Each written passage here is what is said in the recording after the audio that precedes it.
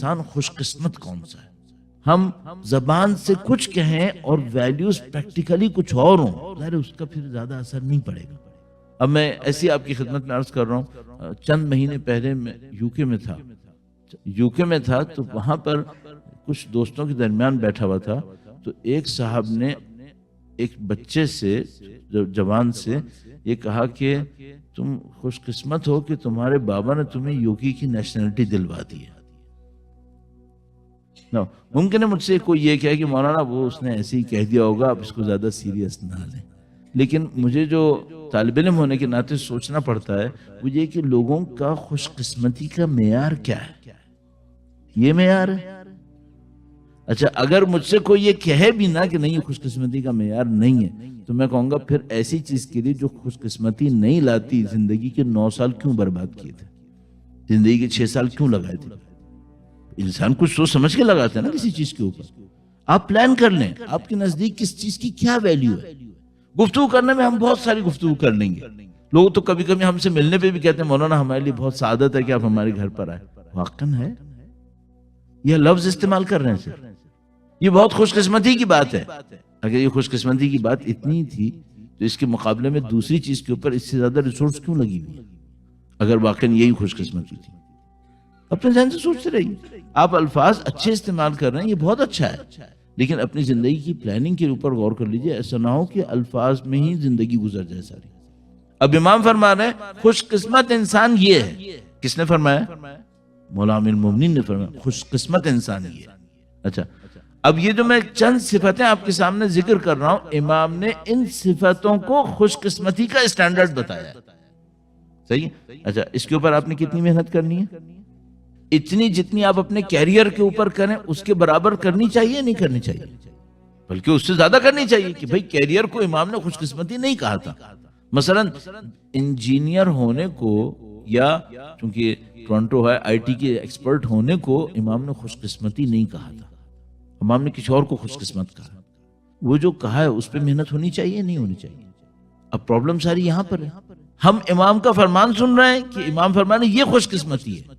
Reference میں اسی لیے عرض کر دیتا ہوں تاکہ کوئی یہ نہ کہہ سکے کہ بھئی نہیں معلوم اصلا روایت صحیح ہے بھی یا نہیں ہے۔ نہیں، کلمات قصار کے اندر، نہج بلاغہ کے اندر موجود ہے، نہج بلاغہ سید رضی کی تالیف کی ہوئی ہے، مورد اعتماد ہے، حکمت نمبر 120 امام کا قول ہو گیا۔ اب میں آپ کی خدمت میں صرف عرض کر سکتا ہوں، اور وہ یہ چند جملات ہیں۔ توبہ، خوش قسمتی ہے، لمن ذل فی نفسہ، خوش قسمتی اس شخص کے لیے کہ جو اپنے نفس کے اندر متواضع انسان، ایروگنس نہ ہو اس کے اندر۔ اچھا، ہر انسان کے اندر مختلف ٹائپ کی، ہر انسان کے اندر مختلف ٹائپ کی ایروگنس آتی ہے۔ میں اس کی ایک مثال آپ کی خدمت میں عرض کرتا ہوں۔ علم اخلاق اس اعتبار سے بہت پیچیدہ ہو جاتا ہے کہ انسان کے لیے چیزوں کو، اپنی غلطیوں کو کم از کم سمجھنا بہت سخت ہوتا ہے۔ تو میں اپنی عادت کو فالو کرتے ہوئے پہلے اپنے اوپر رکھ لیتا ہوں تاکہ مشکل نہ بنے۔ ہمارا جیسا پڑھنے والا اپنے اندر تواضع نہ رکھتا ہو تو کیا ہوگا؟ نمبر 1، علم کا ایروگنس آ سکتا ہے کہ بھئی میرے پاس کچھ معلومات ہے جو دوسروں کے پاس نہیں ہے۔ نمبر 2، تھوڑا سا ریسپیکٹ کا ایروگنس آ سکتا ہے کہ کچھ لوگ ہمیں زیادہ ریسپیکٹ سے دیکھ رہے ہیں، اس کا ایروگنس آ سکتا ہے۔ کسی اور کے پاس مثلا پاپولیرٹی کا ایروگنس آ سکتا ہے کہ ہاں بھئی یہ بھی ایک مشکل ہو سکتی ہے۔ تو یہ تو چلیے اس سائڈ کے اوپر آ گیا۔ عام لوگوں کے اندر ایروگنس کس بات کی آتی ہے؟ تو مثال کے طور پر عام انسان کے اندر کس بات کی آئے گی؟ اب ہم یہ نہیں سوچ سکتے کہ امام نے جملے ارشاد فرمائیں صرف بادشاہوں کے لیے کہیں کہ بادشاہ جو ہوتے ہیں وہ ایروگنٹ ہوتے ہیں، نہیں، یہ عام آدمیوں کے لیے کہیں۔ تو عام آدمی کے اندر ایروگنس کس بات کی آتی ہے؟ مثال کے طور پر اگر پست چیزوں سے شروع کریں تو مثلا دولت کی آتی ہے۔ اچھا، وہ جو دولت کی ایروگنس آتی ہے اس کے لیے پہلے بلینر ہونا ضروری ہوتا ہے کیا؟ نہیں، بعض اوقات فقیر ہوتا ہے پھر بھی ایروگنس ہوتی ہے، ہوتا ہے کچھ نہیں ہوتا پھر بھی ایروگنس ہوتی ہے۔ اچھا، مثال کے طور پر یہ دولت کی ایروگنس ہوتی ہے، اور کیا ہوتی ہے؟ سوشل اسٹیٹس کی ہوتی ہے، میرا ایک سوشل اسٹیٹس ہے، میرا فیملی کے اندر ایک مقام ہے، اس کے اوپر بھی ہوتی ہے، ہاں بالکل ہوتی ہے۔ آپ دیکھیں فیملی کے اندر بہت سارے جھگڑے، لڑائیاں اسی بات کے اوپر ہوتی ہیں کہ اس نے اس کو کس نظر سے دیکھا اور اس نے اس کو کیا چیز کہی اور میرے لیے کیا کہہ دیا، یہ سب ایروگنس ہے۔ امام فرمائے خوش قسمتی کیا ہے؟ خوش قسمتی اس شخص کے لیے لمن ذل فی نفسہ، جو اپنے نفس کے اندر متواضع انسان ہو، وطاب کسبہ، اور اس کی کمائی پاک و پاکیزہ ہو، کمائی پاک و پاکیزہ ہو۔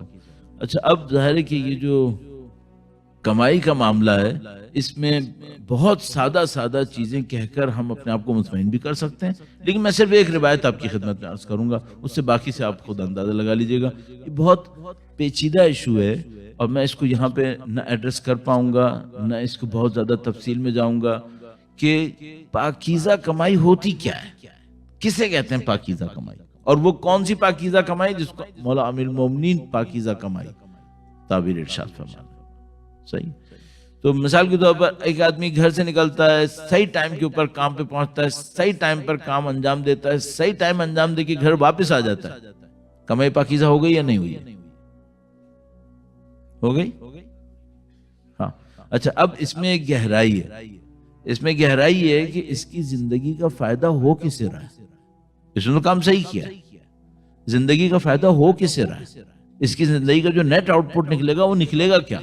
میں اس سے زیادہ نہیں جاؤں گا، بس ایک روایت جو آپ کی خدمت میں عرض کرنی تھی وہ وقت کے امام کی تشریف آوری کے حوالے سے علائم ظہور کے اندر موجود ہے۔ فرمایا وہ جو وقت ہوگا وہ ایسا وقت ہوگا کہ ایک انسان کے لیے صبح سے لے کے شام تک ہاتھ پہ انگارے لے کر کھڑا ہونا ایک لقمہ حلال کمانے سے زیادہ سخت ہوگا۔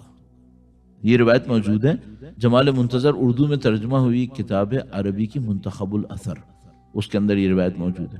فرمایا آخری وقت میں ایک انسان کے لیے ایک لقمہ کمانا اس سے زیادہ سخت ہوگا کہ وہ ہاتھ میں آگ لے اور آگ لے کر کھڑا رہے۔ اچھا اب مجھے اور آپ کو سوچنا ہوگا، ہماری ایک بہت سادہ سی تعریف ہے، بہت سادہ سی تعریف ہے، اگر میں کام دی ہوئی ذمہ داری کے حساب سے پورا کر رہا ہوں اس کا مطلب میری کمائی پاکیزہ ہو گئی ہے۔ تھوڑا سا اور غور کر لیجیے گا کہ پاکیزہ کمائی کس کو تعبیر کریں گے اور کس کی نظر میں پاکیزگی چاہیے؟ مولا امیر المومنین کی نظر میں۔ اس کو ذرا دیکھ لیجیے گا کہ وہ پاکیزہ کمائی کسے کہیں گے؟ امام اسے کہہ رہے ہیں، اس کو نہیں کہہ رہے جو میں اور آپ پاکیزہ کہہ رہے ہوں گے۔ امام نے فرمایا خوش قسمتی اس شخص کے لیے جو اپنے نفس کے اندر متواضع ہے، اس کے اندر ایروگنس نہیں ہے، کسی بھی ٹائپ کی ایروگنس نہیں ہے، چاہے نون چاہے ان نون۔ وَطَابَ كَسْبُهُ، اور تیسری بات وَصَلُحَتْ سَرِيرَتُهُ، اس نے اپنی تنہائیوں کو پاکیزہ کیا ہوا ہے۔ اب امام نے یہ جو جملہ استعمال فرمایا طَابَ كَسْبُهُ کو شاید کوئی کچھ کر ڈالے، اب جو جملہ ہے وہ کیا ہے؟ امام نے فرمایا کہ اس نے اپنی تنہائیوں کو پاکیزہ کیا ہے۔ تنہائیوں کو پاکیزہ کیا کیا ہے؟ اس کی مثال کیسی ہوگی؟ اس کی مثال وہ یہ ہے کہ اگر میں اکیلا ہوں، اور جیسے کہ آج کل دنیا میں ڈیوائسز کے ہوتے ہوئے، ٹیلی ویژن وغیرہ کے ہوتے ہوئے، انسان کے پاس اکیلے میں ہوتے ہوئے مشغول ہونا بہت آسان ہے، یہ جو چیزیں میں اکیلے میں کر رہا ہوں اگر سوسائٹی کو پتہ چل جائے کوئی پرابلم تو نہیں ہے۔ یہ تنہائی کی پاکیزگی ہے کہ ایک انسان اکیلے کے اندر ہے، اس کو پتا ہے میں جو کچھ کر رہا ہوں آپ کو نہیں پتا ہے، اور آپ جو کچھ کر رہے ہیں مجھے نہیں پتا۔ اگر یہ کسی کو پتا چل جائے، اچھا کیا میں چھپا بھی لوں تو کیا خدا کے نظام سے چھپے گا؟ خیر کہ نہیں، خدا کے نظام سے تو قطعاً نہیں چھپا سکتا۔ یعنی بعض اوقات انسان کو سوچنا پڑتا ہے کہ جن کے نام پر میں اس مجلس میں آیا ہوں نا، ان سے بھی نہیں چھپا پاؤں گا، ان سے بھی نہیں چھپا سکوں گا۔ اچھا اگر یہ اسٹینڈرڈ ہو، امام نے کہا خوش قسمت وہ شخص ہے جس نے اپنی تنہائیوں کو صالح کر لیا ہے، پاکیزہ کر لیا ہے۔ اکیلے میں کوئی ایسا کام نہیں کرتا جس کو اگر دوسروں کو پتا چلے تو اس کو مشکل ہوگی، یہ خوش قسمتی ہے۔ اس کے اوپر انویسٹ کر، اس کے اوپر جا کے دیکھیں بھائی یہ کام کیسے ہوگا۔ اب جب اس کے اوپر آپ جائیں گے تو پھر واقعاً آپ کو کچھ سبسٹینشل چیزوں کا سامنا کرنا پڑے گا۔ وَحَسُنَتْ خَلِيقَتُهُ، یہ انسان کون سا ہے؟ خوش قسمت انسان وہ ہے کہ جو اپنے نفس کے اندر متواضع ہے، جس انسان نے اپنی پاکیزہ کمائی حاصل کر لی ہے، اس انسان نے اپنی تنہائیوں کو بھی بہت اچھا کر لیا ہے۔ اس کے بعد امام فرما رہے ہیں کہ اس نے اپنے اخلاق کو بہت خوبصورت کر لیا ہے، اس کے اخلاق بہت خوبصورت۔ ایک فینومینا ہے ہمارے پاس ہر جگہ پوری دنیا میں تقریباً، وہ فینومینا کیا ہے؟ وہ یہ ہے کہ بہت سارے بچے اس وجہ سے گمراہیوں میں جا رہے ہیں کہ وہ اپنی فیملی سے خوش نہیں ہیں۔ بہت سارے بچے پوری دنیا میں ہو رہا ہے، پاکستان میں بھی ہے، ہندوستان میں بھی ہے، یہاں پر بھی ہے. اور وہ اس کی وجہ کیا رہتی ہے؟ میں پھر اپنے اوپر رکھ کے مثال آپ کی خدمت میں عرض کرتا ہوں تاکہ آپ کے لیے آسان ہو جائے. وہ یہ کہ بالکل بلنٹلی میں بہت معذرت چاہتا ہوں، شاید ممکن ہے یہاں جو بہت سارے دوست احباب بیٹھے انہیں ہمارے اسٹائل کی عادت نہ ہو تو وہ سوچ رہے ہیں کہ ہم کہاں پھنس گئے اور یہ کس طرح کی باتیں ہو رہی ہیں یہاں پر، لیکن میں مجبور ہوں. مثال کے طور پر اگر میرا بچہ، میں مولانا کے نام سے پہچانا جاتا ہوں معاشرے میں، اگر میرا بچہ میرے کسی اخلاق کی وجہ سے مجھ سے ناراض ہوا تو وہ اس ریئیکشن میں کیا کرے گا؟ یہ تو بہت خوش قسمتی ہوگی کہ مولانا نہ بنے. وہ دین ہی نہیں لے گا، وہ دین ہی نہیں لے گا. وہ یہ کرے گا، وہ مجھ سے بدلہ لینے کے لیے میرے دین سے دور بھاگے گا. اور یہ وہ فینومینا ہے جو جسے کہتے ہیں ریپیٹڈلی آپ دیکھ سکتے ہیں، اس کو آبزرو کریں گے مختلف جگہوں کے اوپر. وہ یہ کہ کچھ بچے ہیں وہ اپنے ماں باپ کے ساتھ کسی بھی وجہ سے، اچھا بہت دفعہ ایسا ہوتا ہے بچوں کی گمراہی اس وجہ سے نہیں ہوتی کہ ہم نے ان کو دین نہیں دیا. بہت جگہوں پہ ایسا ہوتا ہے کہ گمراہی اس وجہ سے ہوتی ہے کہ ہم نے دین نہیں دیا. کچھ جگہوں پہ گمراہی اس وجہ سے ہوتی ہے کہ ہم نے کچھ زیادہ ہی دین دے دیا تھا. زیادہ ہی دین دے دیا کیا مطلب؟ دین کا زیادہ تو اچھا ہوتا ہے نہیں، یعنی غلط طریقے سے دے دیا تھا، غلط طریقے سے دے دیا تھا، طریقہ صحیح نہیں تھا. نہ کہ دین کا زیادہ دینا نقصان دہ ہے، دین کا زیادہ دینا بھی اچھا ہی ہوتا ہے، دین کا کم ہونا نقصان دہ، لیکن کوئی دین کو دے غلط طریقے سے دے، ہاں یہ پھر نقصان دہ، اس میں بہت نقصان ہے. تو جہاں پر یہ فینومینا ہمارے پاس ہے کہ بچے دین سے بیزار ہوئے اس وجہ سے کہ ان کو دین صحیح نہیں دیا گیا تھا، وہاں یہ فینومینا بھی ہے کہ بچے اس وجہ سے دین سے بیزار ہوئے کہ ان کو دین غلط طریقے سے دیا گیا تھا. اور کتنی سٹوریز میرے ذہن کے اندر ہیں، ٹرو سٹوریز جو میں نے خود سنی ہیں، جن کو میں کہتا ہوں یہ ریلائبل ہے، جو میں آپ کی خدمت میں عرض کر سکتا ہوں. لیکن ظاہر ہے کہ اس کا کوئی موقع محل نہیں ہے، اس وقت وقت بھی نہیں ہے، لیکن میں آپ کی خدمت میں عرض کروں گا. اب دین نہ دیں یہ ایک جرم ہے، اور دین غلط طریقے سے دیں خود ایک جرم. اس کے بعد ہم دین زبان سے دیں اور ہماری پریکٹسز اس کا ساتھ نہ دیں، شاید یہ بہت بڑا جرم، یہ جرم سب سے بڑا ہے.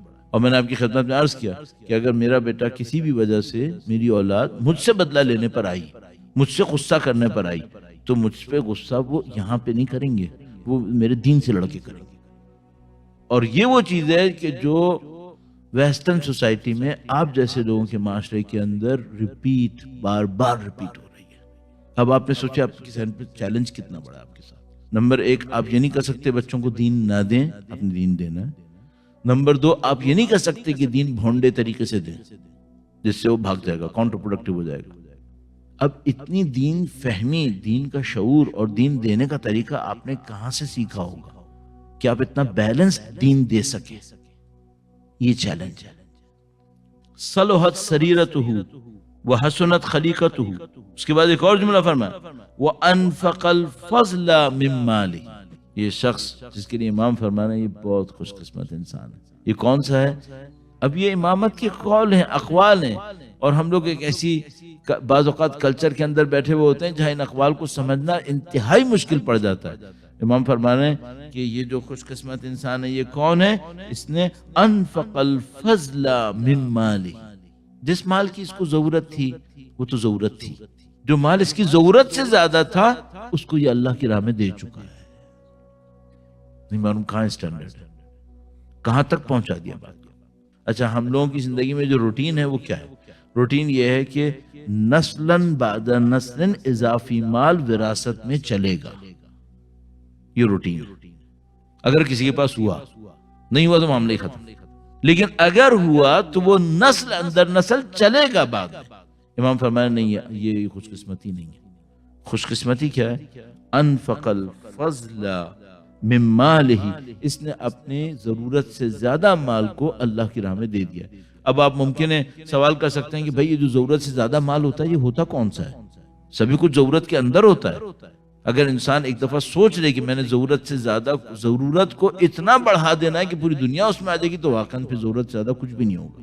لیکن اگر انسان سوچنے لگے کہ بھائی ضرورت واقعاً کتنی ہے، میں پلاننگ کریں، ہم امام پلاننگ کا انکار نہیں کریں گے، پلاننگ آپ کریں، لیکن اس کے باوجود کچھ پیسہ ایسا ہوگا جس کو آپ یہ سمجھیں گے کہ ہاں یہ ضرورت سے زیادہ ہے، اس کو دیا جا سکتا ہے. امام اس کے لیے فرمایا وانفق الفضل من مالی وامسک الفضل من لسانہ، مال تو یہ جو زیادہ ہوتا ہے یہ دے دیتا ہے، اور زبان کے اوپر جو زیادہ باتیں ہوتی ہیں انہیں روک لیتا ہے، بلا وجہ میں زیادہ باتیں نہیں کرتا۔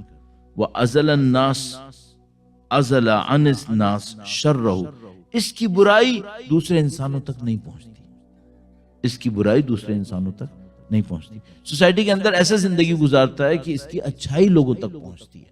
اچھا ہماری کمیونٹیز کس طریقے سے اس کے اوپر پریکٹس کریں، تو میں ایک سادہ سی بات کہوں گا، آپ اس طرح سے زندگی گزار لیجئے اس کمیونٹی کے اندر رہتے ہوئے کہ آپ کی وجہ سے خدا نہ کرے کسی کا کوئی نقصان نہ ہو جائے، عزت کا، ناموس کا، معاشرے میں احترام کا آپ کی اور میری وجہ سے نہ ہو جائے۔ تو امام نے فرمایا خوش قسمت شخص وہ ہے کہ ازل عن الناس شرہ وسعتہ السنہ، یہ آدمی اپنی زندگی میں جب عمل کرنے لگتا ہے تو معصوم کی سنت اس کے لیے کافی ہوتی ہے، یہ معصوم کی سنت پہ عمل کرتا ہے اور اپنی زندگی کے اندر اہل بیت اطہار کی سنت کو جاری کر دیتا ہے۔ وَلَمْ يَنْسَبْ إِلَى الْبِدْعَةِ، اور اس کو کسی بدعت کی ضرورت نہیں ہوتی، کوئی نیا کام اس عنوان سے کہ جو دین نے منع کیا ہو یہ کرنے کی کوشش کرے، اس کو کسی بدعت کی ضرورت نہیں ہوتی، بلکہ یہ اللہ اور اس کے انبیاء اور ائمہ کی سنت کے اوپر عمل کرتے ہوئے اپنی زندگی کو گزار لیتا ہے۔ یہ امام نے فرمایا ہے یہ خوش قسمت انسان۔